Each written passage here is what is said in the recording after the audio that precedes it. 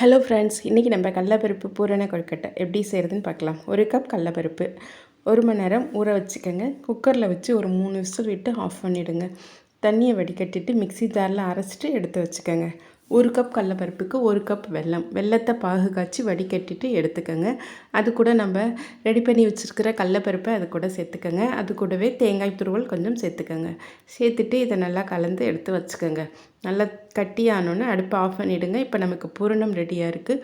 இப்போது நம்ம மேல் மாவு ரெடி பண்ணி எடுத்துக்கலாம். 1 கப் அளவுக்கு தண்ணி எடுத்துக்கோங்க.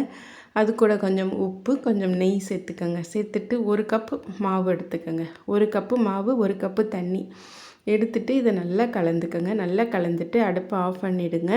ஆஃப் பண்ணிவிட்டு நமக்கு கை பொடுக்கிற சூடு வந்தோன்னா நம்ம கையால் நல்லா மாவை பிசைஞ்சிட்டு எடுத்துக்கோங்க.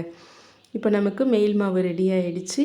இதை நமக்கு விருப்பப்பட்ட ஷேப்பில் கொழுக்கட்டை செஞ்சு எடுத்துக்கோங்க. இப்போ கொழுக்கட்டை ரெடி பண்ணிவிட்டு இதை இட்லி பானையில் தண்ணி வச்சு தண்ணி நல்லா கொதிச்சதுக்கப்புறம் ஒரு 5லேருந்து 10 நிமிஷம் வேக வச்சு எடுத்திங்கன்னா ரொம்ப ரொம்ப சாஃப்டான ரொம்ப டேஸ்டியான கடலைப்பருப்பு பூரண கொழுக்கட்டை இப்போது ரெடி.